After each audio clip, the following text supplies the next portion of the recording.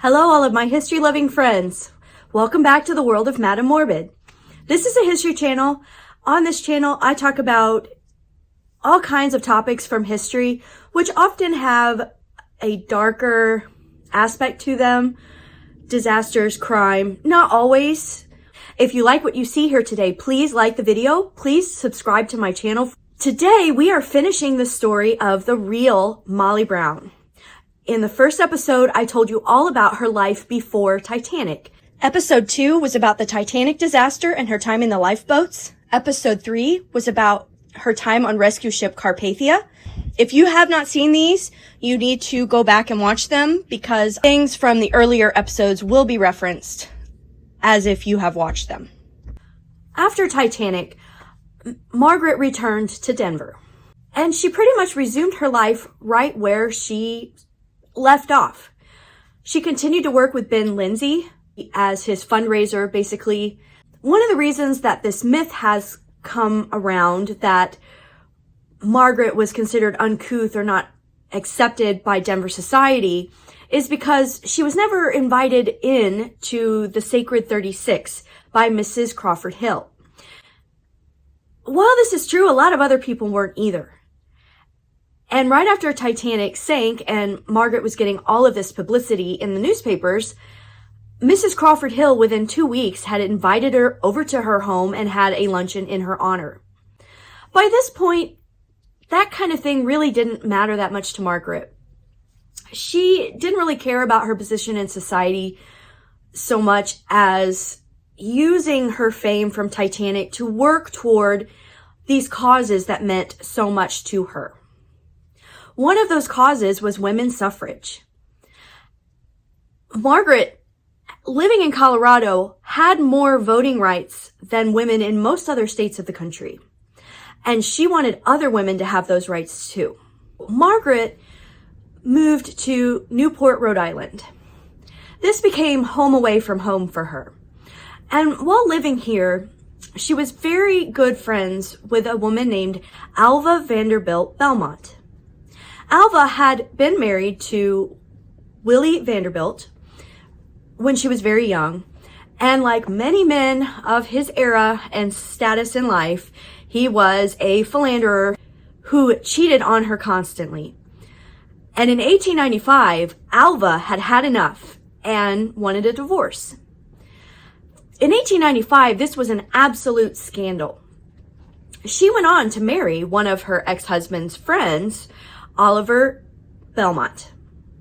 And he died very suddenly in the early 1900s, around 1905, leaving her very heartbroken. She was devastated to lose him. But Alva was an extremely progressive and liberal woman. She worked hard for women's suffrage. She and Margaret made a formidable team. Margaret was a little bit of a novelty at first in Newport. Because she was from the West, people were fascinated, and there were all of these rumors going around that her cottage, which she was renting and living in most of the time in Newport, was decorated with furs from the numerous hunting trips her son made and Navajo blankets and all of that she had a papier-mâché cave inside her house from which people could come and pretend to be in bizarre stories. I seriously doubt she had a papier-mâché cave in her home. If I'm wrong on that and you know she did, let me know in the comments. She was one of the first people to really get behind driving a motor car. And instead of buying something super expensive, instead she bought something simpler and pimped it out to where then suddenly it was much more expensive. Just interesting way of doing it. She was more interested in getting from one place to another than whether or not she looked rich and was showing off her wealth. Most of the time, she preferred to walk wherever she had to go. But she and Alva spent a lot of their time working toward women's suffrage and other causes. She and Alva both traveled all over the country lecturing about various topics from women's rights to workers' rights to fashion to travel. Margaret was said to have been an amazing public speaker. She was also a very gifted actress. She was a singer. She could yodel so well that she had the nickname the American Warbler. Again, these are things that really made her seem like this fascinating curiosity. People in the East don't know what to think about a woman like Margaret, who has all of these amazing talents. Yodeling? It's just interesting. Anyway, she is said to have had a beautiful singing voice. I wish I knew whether she was an alto or a soprano as a singer myself. I would love to know that. Because Margaret really did believe in equality between the sexes, she offered the army a regiment of women, that she was going to recruit some women because she felt that women should be as supportive on the battlefield as men. And newspapers used this as an opportunity to make fun of her a little bit. Some women absolutely said they would join, while others thought it was ridiculous. One pointing out how odd it would be. We would have to change women's fashions, one woman said, because can you imagine a woman dressed as we are on the battlefield? In the end, she did raise a regiment of women, and she volunteered to take them. She pretty much knew that they would not be allowed in combat situations, but she said they would be happy to help in terms of nursing or other support positions. But as she was getting ready to leave for this trip, she received an urgent message from the Women's Garment Union telling her that there was something going on in her own state that she really needed to know about, involving coal miners not that far outside of Denver. Many women and children had been burned alive by National Guard troops who had been brought in to quell a labor strike. It was known as the Ludlow Massacre. It involved coal miners working for the Rockefellers, who had a long list of very valid grievances. Some of the rights they were advocating for were supposed to be theirs according to the law, and the law was not being enforced. Their complaints included things like they were paid in company script, which meant their pay did not work anywhere but within the company store, the company town. They had to live in company housing. There was no school provided whatsoever for their children. They never saw the sun. They would get up at 4 a.m. They would go into the mine, and by the time they came up at the end of the day, the sun was already gone. The mines in this area had the highest death rate of any coal mine in the entire world. So they wanted safer working conditions. They wanted a shorter work day, an 8-hour day to be specific. They wanted school for their kids. They wanted safety improvements on the job. When they went on strike, basically the company refused to work with them at all. 95% of the workforce, around 11,000 workers, went on strike on September 23, 1913. As soon as they went on strike, all of the miners were evicted from their homes. Winter was approaching, so the United Mining Federation set up a tent colony for about 1,000 of these people. There were 200 tents over a 40-acre area. Soon after, the Baldwin Felts Detective Agency showed up. Basically, these were private armies that companies could hire to use against their workforce. The United States was the only industrialized country in the world in which it was legal to use private armies against workers. A lot of these guys were taken from prisons. They were not the best of the best, if you know what I mean. The Colorado State National Guard also showed up, and they began kidnapping and taking hostage Union leadership. On April 20th, Colorado National Guard demanded Louis Tikas, the leader of the Greek workers, hand over 2 Italian men. Tikas refused without a warrant. So the National Guard opened fire, and 5 miners were killed, including Louis Tikas. Louis Tikas was hit in the head with the butt of a rifle and shot.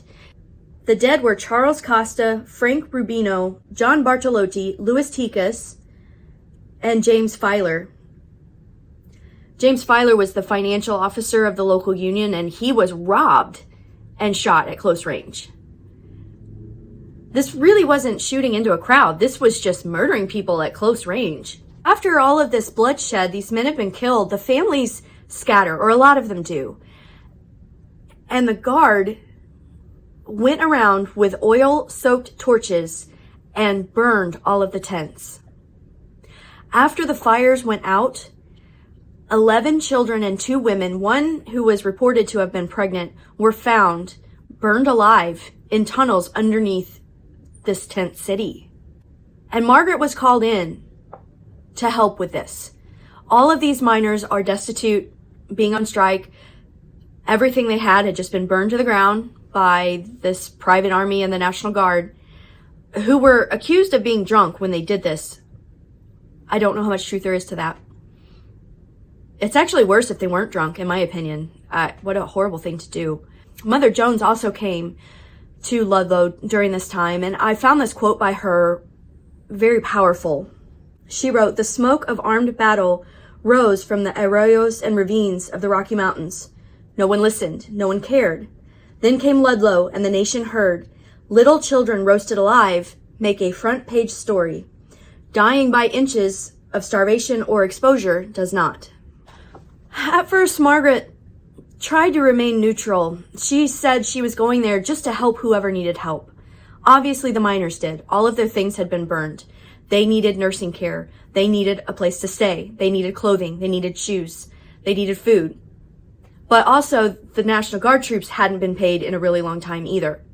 But the more she learned about what had happened to these people and the horrible things done to them, she moved firmly to the side of the workers. And again, this is something that had been a problem in her marriage for a while, because JJ's a mining executive, and she, coming from working class parents and immigrants and being very progressive, she tended to side with the workers.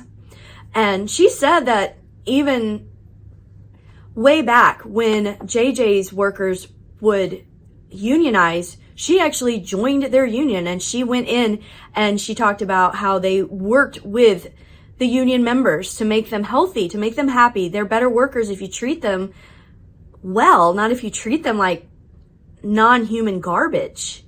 And a lot of these miners involved in this, they're immigrants, just like Maggie was.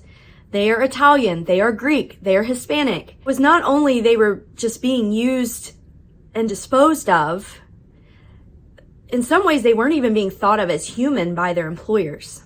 Now she knows Rockefeller, and she tries to convince him to be more open to working with his employees, and he's really resistant to do so. And part of this is Rockefeller Jr. John Rockefeller Jr. He's just taking over, and he doesn't want to look weak, which is one reason he is hesitant to do the right thing, frankly. And as time passes after this is over, he does open up a little bit and start to work with the workers. But Ludlow remains a stain on the history of the labor movement in Colorado. To this day, there are parts of this tunnel system where these poor women and children died that are still there as a reminder of what happened there, as well as a big memorial to all of the people who perished at Ludlow. Being a big proponent of suffrage, Alva, who had this massive Newport, they call it a cottage, but let's be real here, it was a mansion. It was called Marble House, and to this day, it is a landmark in Newport. It had been closed since her husband died, but in 1914, she decides to hold a big rally for suffrage, hosted at Marble House. Margaret is one of the speakers who comes to Marble House. Everyone who came paid a $5 entrance fee. All of the money raised that day would be used toward women's suffrage and the suffrage movement. It was believed, really, that the only way to make change in the United States was to get women elected to Congress. This international conference, as she called it, was July 25th, 1914, Alva invited women from all walks of life, even though women like her and Margaret were extremely wealthy, considered out of touch with reality of the lives of most women, which I find interesting that Margaret would be accused of this because she came from a very standard American family, immigrant, hardworking, blue collar, working class. So I don't know why that, I feel like she would have had a very good idea of what it was like to be a regular working person in the United States. But the wealthy people who lived at Newport were not happy to have these regular American women walking around Newport, poisoning the atmosphere of wealth and nobility. Margaret talked about Ludlow, and I'm not sure if she, it sounds like maybe she did it at the Suffrage headquarters in New York, and maybe not at the conference. But she talked about Ludlow isn't just about Colorado, because the things that are happening at Ludlow are happening everywhere, all over the United States. The ways people are being abused by their employers, the terrible working conditions, being overworked, underpaid, their safety not being taken into concern at all. If they died, no one cares. Move the body and bring in the next guy, you know. And so it was really pointed out that, yeah, Margaret, she's the wife of a mining executive, but clearly the papers are noting that Margaret is very much on the side of the workers. She was arguing that the only way to change this kind of thing is to allow everybody to be able to vote, including women. Lots of these suffrage meetings were also held at Margaret's cottage, Mon Etui. She would have suffrage speakers and people gather to watch these presentations. She definitely used her fame from Titanic to further these causes and to get speaking engagements. Apparently, one woman who attended this conference is famous for saying, "They say in London that I've got the brains of a man. Well, I should like to see the man whose brains I have." So Ben, Lindsay, and Alva both felt that Margaret really needed to run for office. She had tried a couple of times before, but this time she really wanted to go for it. All of her children were grown and out of the house. Now, she raised 4 of her nieces as well. Her brother Daniel lost his wife when his children were very young, and JJ and Margaret took them in. And Helen considered these 4 young ladies her sisters rather than her cousins. By this point, most of them had grown up, married, and moved away as well. There were only maybe a couple of them, Florence maybe, and Helen. Helen had just got married. Helen got married to a man named George Benzinger in 1913. Margaret didn't make the wedding, possibly because she didn't want to see JJ and that be very awkward, but she was very supportive of who Helen married. But having her children married off, although they often still appear on the census living with her with their spouses, she still has family all around her, but she is free domestically to not have anyone use that against her. Oh, well, you have kids at home, you need to take care of them. And I firmly believe that if Margaret Brown was alive today, she'd be in the Senate right now. And I think she'd go all the way to run for president. Given what I know about her personality and how much she was willing to try it before women could vote. Women don't get to vote for 6 more years after she runs for Senate. June 1914, Franz Ferdinand is assassinated along with his wife. Margaret's sister Helen, here's her title, Baroness von Rietzenstein. She's living in Germany. Her husband is German, and she wires Margaret to tell her that her husband has been called up on the staff of Emperor William. Margaret is advised that given this fact that her sister is married to a high-ranking German, she probably should postpone her bid for Senate. And this is exactly what she does. She contacts Helen Ring Robinson, the only woman who has served in the Senate up until this point, and tells her that she's not coming for the primaries. Instead, she decides to devote her time to caring for the people of France. Margaret loved France. She adored the French people and the French culture. She offers to the United States government immediately use of Mont Etui, her Newport cottage, as a hospital. She also travels to France specifically to work with the Red Cross to form hospitals. Margaret is getting involved in this years before most Americans, and there are a lot of Americans that do. The United States doesn't enter the war until 1917. This is 1914. Many Americans were living in Paris when the war started. Margaret traveled there with 2 nurses. They opened this hospital in Paris on Rue Chauveau in Neuilly-sur-Seine. The facility they use is a school. It's brand new. It has not yet been used as a school. They don't have the manpower to completely convert this into a hospital. So the Americans helped the Red Cross turn this new school into a hospital. By October 1st, 1914, it was up and running, and it was all run by American volunteers. To make ambulances, what they did is they took 10 Model T chassis. A carriage builder then took these chassis, put down wooden planks in order to accommodate 2 stretchers. Then there were ribs put on and a canvas roof put on to make the ambulance. Margaret's son served in the war. There was never any doubt that he would. He was not going to use his social position and the importance of his parents to get out of this. He never even considered it. Lawrence was one of the final waves of soldiers sent at the very end of the war. He wasn't on the field very long. He was sent to Ypres, Y-P-R-E-S, and apologize if I'm saying that wrong, I'm sure I probably am. There's a letter his mother sent him in August of 1918 wishing him a happy birthday. And shortly after this, he was gassed and he was sick until well into December. It would be several months until his family found out that he was ill. He was gassed September 29th, 1918. His family didn't find out until February that he had been hurt. He was really ill until mid-December, so he was pretty much almost recovered by the time his family found out he'd even been hurt. He ended up staying with the Astors in London while he continued to convalesce after being released from the hospital before he was well enough to be transported back to the United States. After the war, Margaret continued to help rebuild France. She was made a director of an organization called CARD. The acronym stands for the American Committee for Devastated France. It spells out CARD when it's said in French. Basically what CARD needed to do is reestablish everything you need to do to rebuild a community that has been wiped off the face of the earth. So they are working with the local governments.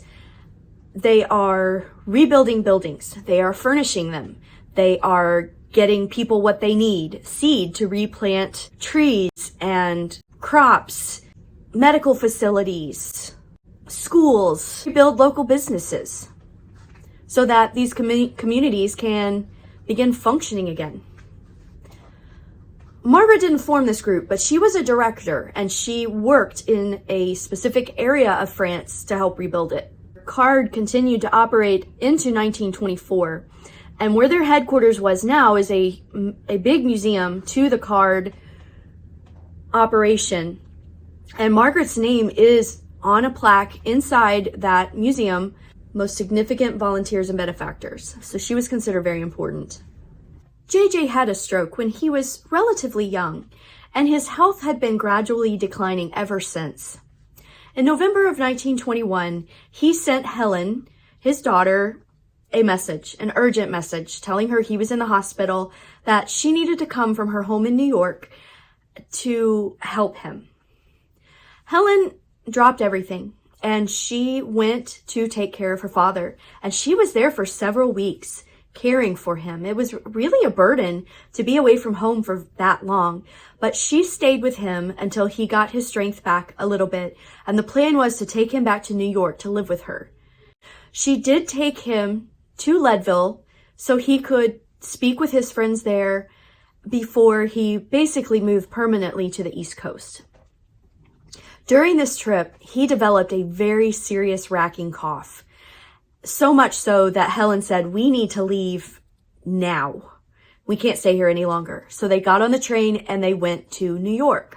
Because of this terrible cough he has, right after they got to New York, JJ insisted he be taken to the doctor to make sure what he had wasn't tuberculosis. Because he already had breathing problems, tuberculosis was a big fear he had, and he wanted to make sure that isn't what it was. While he was in the hospital being tested for this, JJ had a massive heart attack and died very suddenly. It shocked everybody, despite the fact that he had been sick for so long. Part of the reason Margaret was so surprised is she had not been told how sick he was. In his declining years, money had started to become a problem. Margaret was having trouble paying her rent on Mont Etui in Newport. While JJ tried to keep this up, as his health declined, the money was dwindling away. And most shocking of all, he died without a legal will. This ended up throwing the estate into the court system, where it would be tied up for almost 6 years. This really damaged the relationship Margaret had with her children. Shortly before he died, JJ made a pretty large transfer of funds to his children, especially Helen. He had already bought a home for Lawrence, but he had yet to do this for Helen. And she said that the money he transferred was for that, so that he could honor that promise. Margaret had it in her head that there was money she didn't know about that the children were hiding from her. And she wanted a fight over this money that had been transferred before he died. Luckily, these issues in the family would later resolve, but for a very long time, the children felt like Margaret wanted to steal from them. Margaret thought they had stolen from her. Settlement of the estate sounded pretty fair to me. There was a $100,000 trust set up for Margaret and a $100,000 trust set up for Lawrence and Helen. The nieces also had an inheritance as well. The children were allowed to keep the money that JJ had transferred before he died. But Margaret's lifestyle had to change. Because she really couldn't afford Mont Etui anymore, she really didn't settle anywhere. She just traveled all the time. She lived in hotels a lot of the time. She thought about selling the home in Denver. Most of the time, tenants lived in it anyway. Margaret didn't just sit on her laurels in retirement. She became a very accomplished actress. She had been studying the roles of Sarah Bernhardt for years, and in this period, during her elder years, she began to actually perform some of these roles.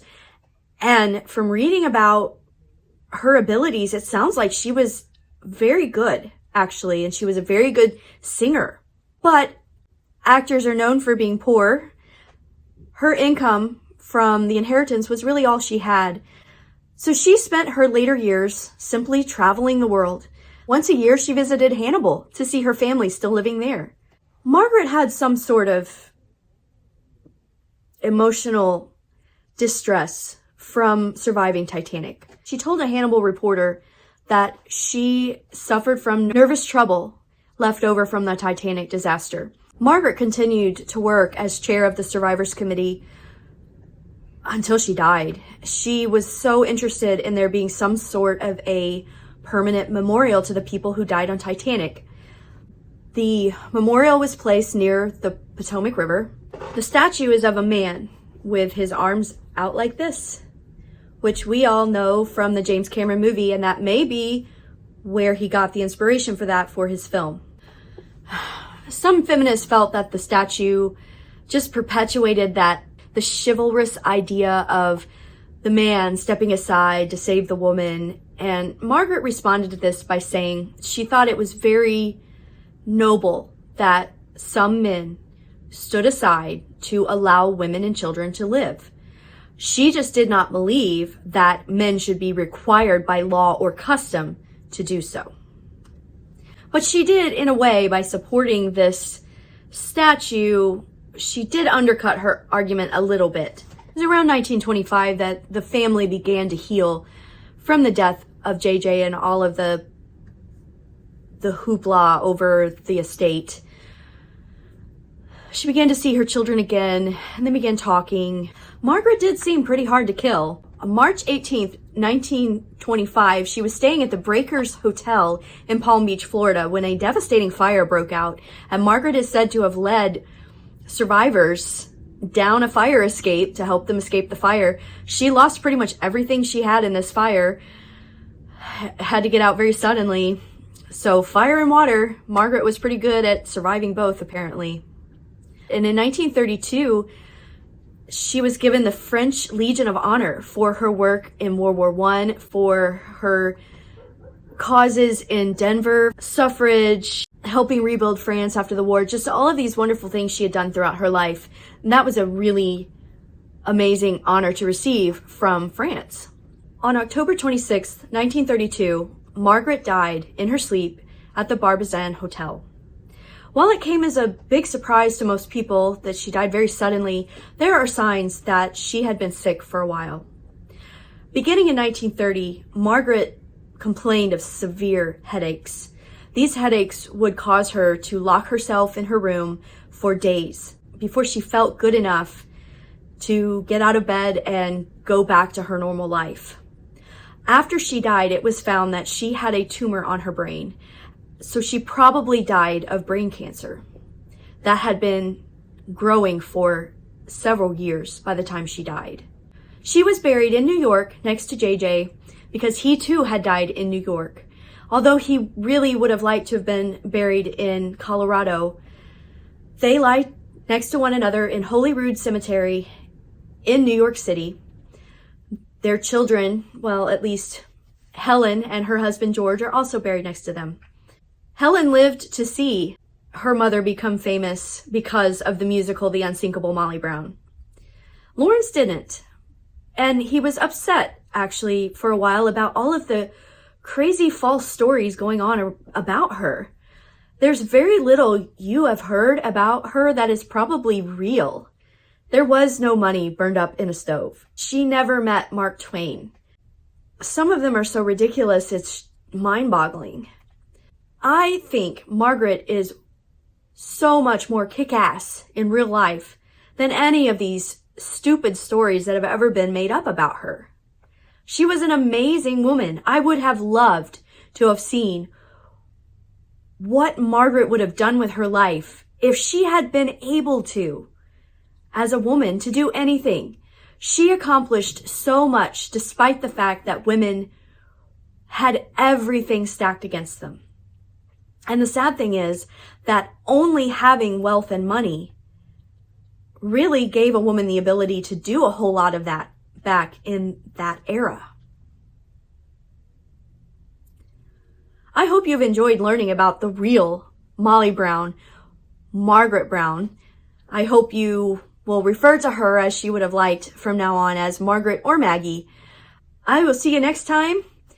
Next time, we're probably going to move on to another kick-ass woman, also right here from Missouri, a silent film actress who is the reason why we still talk about cliffhangers in TV shows and movies, because she was the first one ever to do it. The amazing Daredevil Pearl White. The Perils of Pauline herself. I will see you next time.